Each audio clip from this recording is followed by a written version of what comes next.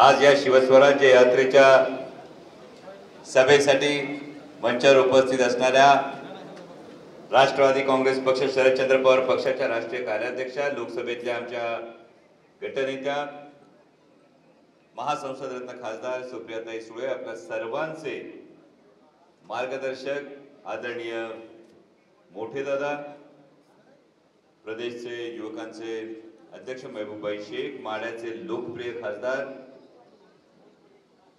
धैर्यशील भैया मोहिते पाटील, शिवतेज बाबा मोहिते पाटील, रवींद्रजी पाटील, संजय बाबा कोकाटे, शिवाजीराव कांबळे, संजयजी गाडगे, सुवर्णाताई शिवपुरे, ऋतुजाताई सुर्वे, भारत नाना पाटील, बाळासाहेबजी पाटील, औदुंबरजी देशमुख, ॲडव्होकेट रत्नप्रभा जगताळे, दिगंबरजी फाळके, आपण सगळे उपस्थित, सगळे पत्रकार बांधव आणि आपण सगळेजण.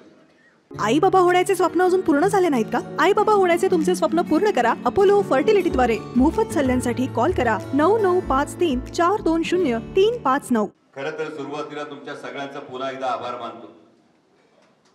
ते आभार अशासाठी मानतो की लोकसभेमध्ये जी काय तुम्ही तुतारी वाजवली, माढ्याच्या तुतारीचा आवाज देशात घुमला आणि देशात घुमत असताना तुम्ही खासदार असा पाठवला का तेज तलवारे, म्हणजे उठसूट म्यानातून निघत नाही, पण निघाली का धार अशी आहे का माशी बसली तरी तुकडा पडतोय, अशी तेज तलवार तुम्ही माढ्यातून पाठवली.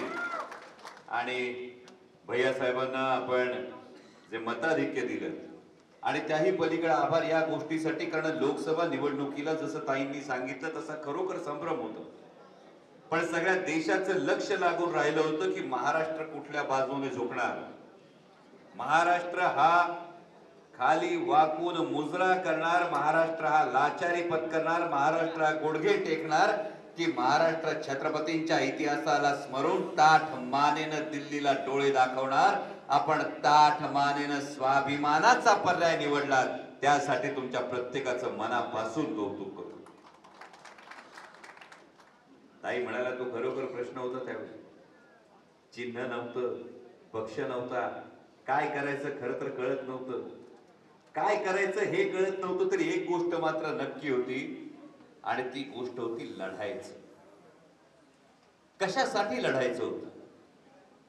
आजही आपण कशासाठी लढायचं म्हणतो. ज्यांनी काही भूमिका बदलल्या, ज्यांनी काही विचार बदलले, ज्यांनी काही नेते बदलले, मी त्याच्या पुढे जाऊन बोलत नाही, पण हे जे काही बदलले ते बदलत असताना सर्वसामान्य जनतेला कळत होतं 2-5 वर्षाचं पोरग असतंय त्याला चॉकलेट दाखवून बाजूला नेतात, बरोबर. जरा मोठं पोरग असतंय त्याला थोडं दमदाटी केली तर ते ऐकून जाते, पण सर्वसामान्य जनतेला हा प्रश्न पडला होता. 20-20, 30-30, 35-35 वर्ष ज्या आदरणीय पवार साहेबांचं बोट धरून तुम्ही वाटचाल केली, रातोरात तुम्ही भूमिका बदललीत, कुठेतरी आग आहे तवा तर धुकतय हे जनतेने ओळखलं होतं. आणि म्हणून जनतेच्या मनातल्या या असंतोषाला वाट करून देण्यासाठी लढणं गरजेचं होतं. आणि म्हणून ती लढाई जी लोकसभेच्या आधीपासून सुरू झाली, आज विधानसभा निवडणुकीला सुद्धा सुरू आहे. मला अनेक पत्रकार बांधवांनी विचारलं, शिवस्वराज्य यात्रा का? ही शिवस्वराज्य यात्रा कशासाठी? तर शिवस्वराज्य यात्रा ही महाराष्ट्राच्या स्वाभिमानासाठी. 9 तारखेला शिवस्वराज्य यात्रा सुरू केली. या 9 तारखेचं विशेष वैशिष्ट्य होतं. 9 ऑगस्ट 1942 ला इंग्रजांच्या जुलमी सत्तेला हिंदुस्थान चले जाव म्हटलं होतं. आणि त्याच पद्धतीने सर्वसामान्य शेतकऱ्यांच्या, बेरोजगारांच्या भविष्याशी खेळणाऱ्या महायुतीच्या सरकारला चले जाव म्हणण्यासाठी ही शिवस्वराज्य यात्रा सुरू झाली. आपण महाराष्ट्राच्या राजकारणात गेल्या 2-2.5 वर्षातली जर परिस्थिती बघितली तर महाराष्ट्राच्या राजकारणाला असलेली सुसंस्कृतपणाची जी काही झाक होती, जी काही झालर होती, जो काही अभिमान होता, या सुसंस्कृतपणाचा संपूर्ण नासाडी करण्याचं पाप जर कोणी केलं असेल,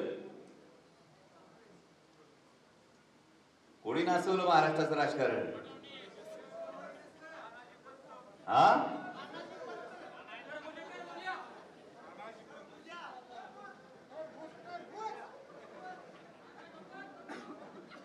महाराष्ट्राचं राजकारण ज्यांनी कोणी नासवलं असेल, विचार करा, गद्दारी करणारा जेवढा दोषी असतो तेवढाच गद्दारी करायला लावणारा दोषी असतो. आणि आपण शेतकऱ्याची लेकरं, कोणी नासवलं ते मला सांगायची गरज नाही.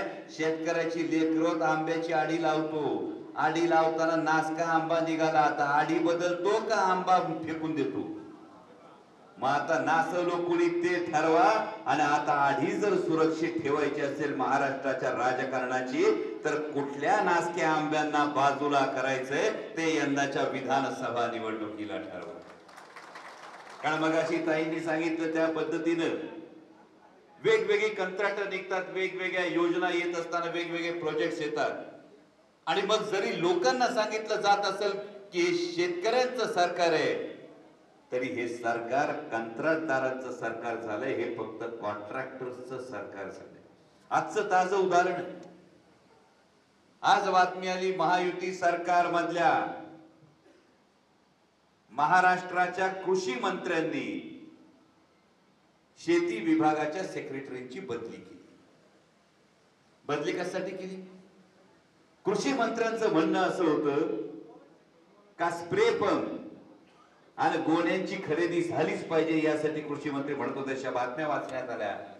आणि सेक्रेटरी महोदया सांगत होत्या तिजोरीत पैसाच शिल्लक नाही, तर ही आपल्याला खरेदीची ऑर्डर काढता येत नाही. पण आता कृषी मंत्र्यांना नक्की कोणाचं भलं करायचं होतं ते ठाऊक नाही. पण कृषी मंत्र्यांनी निर्णय मागे घेतला नाही, त्यांनी थेट अधिकाऱ्यांची बदली करून टाकली, सेक्रेटरीची बदली करून टाकली, एडीजीची बदली झाली आहे. आणि ही बदली होत असताना हेच दाखवून देतं की या सरकारला सर्वसामान्यकर्त्यांचं म्हणणं असं होतं की नमो किसान योजनेमधला पैसा इकडे वळवा, इथं खरी मेघ आहे, इकडचा पैसा तिकडे वळवा, तिकडचा पैसा इकडे वळवा. कारण आतमध्ये सर्वे मध्ये कळून चुकलंय, महायुती सरकार 100 सव्वाशेच्या आत तिन्ही पक्ष मिळून 100 सव्वाशे पेक्षा जास्त जागा त्यांना मिळत नाही. आणि मग पेशंट आयसीयूत असला का काय करतो आपण? डॉक्टर येतात सांगतात पेशंट आयसीयू दे, सिरियस आहे, आपण काय म्हणतो? द्या त्यांचं बी औषध द्या, पण पेशंट बाहेर काढा. बरोबर का नाही?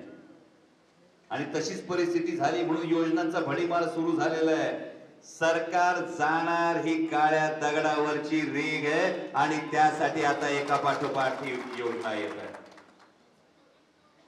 म्हणजे इतकं की आता काही टीव्हीवर बातम्या सुरू झाल्या तसं मला पत्रकार बांधवांनी सांगितलं. आता पुढच्या काही काळामध्ये वर्तमानपत्रामध्ये टीव्हीवर ज्या काही बातम्या येतील त्याच्यातल्या 100% बातम्यांवर विश्वास ठेवण्याआधी स्वतःचं डोकं वापरा. आता बातमी काय आली? सर्वेच्या सूत्रांनुसार 177 जागांवर महायुती आघाडीवर. बातमी काय? सर्वेच्या सूत्रांनुसार 177 जागांवर महायुती आघाडीवर. रवी भाऊ, ही बातमी जनतेचा सर्वे नाही, ही बातमी 270 कोटी रुपयाची जी जाहिरात देण्यात आलेली आहे तुमच्या कष्टाच्या पैशातून, त्यामुळे आता अशा बातम्या द्याव्या लागत आहेत. अहो, जर 177 जागांवर महायुती आघाडीवर असतील तर माढ्याला येईपर्यंत इतक्या इच्छुकांची गर्दी आम्हाला कशी भेटली असती? आणि ही खरी वास्तवातली परिस्थिती आहे. कारण महाराष्ट्रानं हा निर्णय घेतलाय, महाराष्ट्राने ठरवलंय. जसं लोकसभेला ठरवलं त्याच पद्धतीनं महाराष्ट्रानं आता विधानसभेला सुद्धा ठरवलंय. मग तुम्हाला वेगळं काहीच सांगायला आलो नाही, कारण निर्णय तुमचा झालाय. महाराष्ट्राने ठरवलंय आदरणीय शरदचंद्रजी पवार साहेबांबरोबर राहायचं, महाराष्ट्राने ठरवलंय माननीय उद्धव साहेब ठाकरेंबरोबर राहायचं, महाराष्ट्राने ठरवलंय माननीय राहुल गांधींबरोबर राहायचं. निमित्त आता फक्त विधानसभा निवडणुकीचे वाट फक्त निवडणूक लागायची बघतोय. आणि एकदा निवडणूक लागली का मग महाराष्ट्राची जनता महायुतीचा टांगा पलटी केल्याशिवाय राहणार नाही, याची माझ्या मनात खात्री. आज सर्वोच्च न्यायालयाने सुद्धा महायुतीच्या सरकारला फटकारले. पुण्यातली शेतकऱ्यांची जमीन अधिग्रहित केली गेली, त्याच्यावर सरकारने बांधकाम केलं दादा, पण सरकारच्या जमीन अधिग्रहणाचे पैसेच लोकांना दिले नाही. बांधकाम झाले, पैसे दिले नाही, ही राज्याच्या तिजोरीची आज परिस्थिती आहे. जेव्हा तुम्हाला गुलाबी स्वप्न दाखवणारी लोक येतील तेव्हा त्या गुलाबी रंगाच्या मागची काळी बाजू सुद्धा बघायला विसरू नका. सर्वसामान्य शेतकऱ्यांची जमीन अधिग्रहित केल्यानंतर, त्याच्यावर बांधकाम केल्यानंतर सुद्धा सरकार जमीन अधिग्रहणाचे पैसे देत नाही. शेवटी आज सुप्रीम कोर्टाने सांगितलं की जर याच्याविषयी 2 तासात खुलासा केला नाही तर मग लाडकी बहीण योजना बंद करावी लागेल सरकारला. ही सरकारची परिस्थिती. जेव्हा तुम्हाला सांगायला येतात की तुमच्या खात्यावर माझ्या लाडक्या बहिणींना सांगितलं तर 1500 रुपये देऊ, योजनेला कोणाचाही विरोध नाही, योजनेच्या मागच्या हेतूला मात्र विरोध आहे. विचार करा भावांनो, 9 वर्ष जर आपण एखाद्या बहिणीच्या घराहून जात असलो, दाराहून जात असलो, 9 वर्ष कधी वळून बघितलं नाही बहिणीकडं, आणि अचानक 10व्या वर्षी दार ठोठावलं, नंतर आधी 9.5 वर्ष कधी बघितलं नाही, अचानक उप्रती झाली, बहिणीचं दार ठोठावलं, सांगितलं का आता मी येतो, रक्षाबंधनेला येतो, ओवाळणी घालतो. बहीण काय म्हणाल आपल्याला? आल्या पावली बाहेर नाही म्हणाल का नाही? आणि मग अशा भावांचे जे मगाशी तुम्ही व्हिडिओ ऐकले, मी जे सुरुवातीला जबाबदारीने म्हणाला योजनेला विरोध नाही, पण मागच्या हेतूला का हेतू समोर आलाय. जेव्हा वडनेरेचे आमदार विधान करतात दिलेले पैसे परत घेऊ, जावळीचे आमदार काय म्हणतात, स्क्रुटिनी विधानसभेच्या निवडणुकीनंतर आहे. माननीय उपमुख्यमंत्री काय म्हणतात, योजना सुरू ठेवायची असेल तर आमच्या पुढचं बटन दाबावं लागेल. आणि तेव्हाच हे कळतं ही बहीण लाडकी नाही, यांची बहीण निवडणुकी पुरती आहे. आणि त्यामुळे जर निवडणुकी पुरती बहीण लाडकी होत असेल तर बहिणीने आधी विचार केला पाहिजे. बहिणीने ठणकावून सांगितलं पाहिजे की महाराष्ट्रातली बहीण ही पदर पसरणारी नाही, प्रसंग पडला तर पदर खोचून लढणारी आहे, जी परंपरा जिजाऊंची, सावित्रीची, नाहिल्याबाई होळकरांची. आणि म्हणून मला विजयदादांचं विशेष आभार मानायचं, कारण जेव्हा संकटाचा प्रसंग होता, खरं तर माड्यात मला बऱ्याच चिठ्ठ्या आल्या. ताई, एक चिठ्ठी अशी आली की गद्दारांना पुन्हा पक्षात घेऊ नका. वरिष्ठांपर्यंत तुमच्या भावना पोहोचवणं हे माझं कर्तव्य आहे. आणि त्याच वेळी इतिहासातलं एक फार सोपं उदाहरण सांगतो. आपण जेव्हा छत्रपती शिवाजी महाराजांना मानतो, तेव्हा छत्रपती शिवाजी महाराजांना जेव्हा आपण मानतो तेव्हा तो इतिहास जेव्हा आपण जागतो, तो इतिहास जेव्हा आपण स्मरतो, त्या सरसेनापती नेतोजीराव पालकरांना अगदी प्रति शिवाजी म्हणायचे. नेतोजीराव पालकरांनी महाराजांची साथ सोडली, त्या आधी आदिलशहाकडे, नंतर मोगलांकडे गेले, नंतर महाराजांनी त्यांना पुन्हा जेव्हा स्वराज्यात आणलं, त्यांचं शुद्धीकरण केलं, त्यांना पुन्हा स्वराज्यात आणलं. पण महाराजांनी नेतोजीरावांना पुन्हा सरसेनापती केलं नाही. हा आपला इतिहास. आणि म्हणूनच इतिहासाचं नाव येतं मी विजयदादांसाठी, कारण माढ्यामध्ये वेगळं काही सांगायची गरज नाही. कारण मला येतानाच कळलं माढा विधानसभेचं कसं, माढा विधानसभेचं कसं मोठे दादा म्हणतील तसं. आणि त्यामुळे इथं अनेक इच्छुक आहेत, अनेकांनी स्वागत केलं. या अनेक इच्छुकांना एकच गोष्ट सांगू इच्छितो, चेहरा कुणाचाही असेल, नाव कुणाचंही असेल, तरी सुद्धा उमेदवार एकच आहे. सांगू टाकायचं उमेदवार. हो भैया सर, तुम्ही सांगितलेलं उमेदवाराचं नाव जाहीर करायचंय नक्की. सगळे धगधग व्हायला लागलं ना सगळ्यांचं भावा.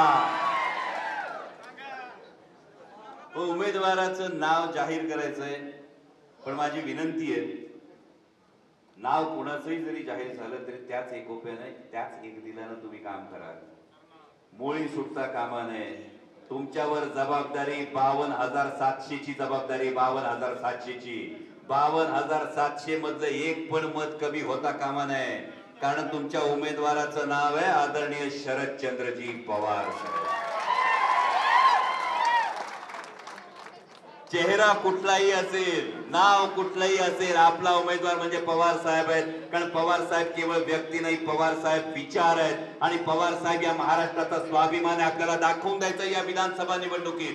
जेव्हा दिल्लीतले नेते आले, दिल्लीतले नेते येऊन बोलले, आदरणीय पवार साहेबांना जेव्हा भटकती आत्मा म्हणाले, तेव्हा माढा विधानसभेतल्या प्रत्येकाचं, महाराष्ट्रातल्या प्रत्येकाचं हे कर्तव्य आहे की आदरणीय पवार साहेब महाराष्ट्राचा आत्मसन्मान आहे, हे दिल्लीकरांना ठणकावून सांगायचंय. आणि त्यामुळे तुमची ही मोळी अशीच एकजूट राहील. आणि ही एकजूट राहत असताना लोकसभेला जो 52,700चं मताधिक्य जे तुम्ही दिलं, याच्यात आणखी वाढ करून एकच लक्षात ठेवा,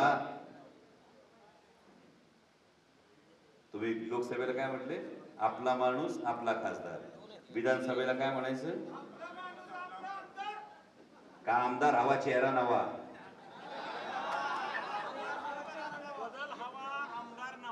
बदल हवा.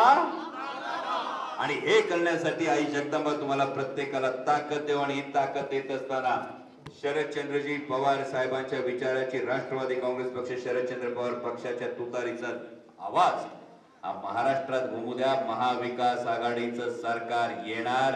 ही काळ्या दगडावरची रेग. आणि त्यामध्ये माढा विधानसभेला माझी विनंती आहे की त्यामध्ये अग्रक्रमाचं पान हे तुमचं असेल अशी अपेक्षा व्यक्त करतो आणि थांबतो. धन्यवाद. जय शिवराय.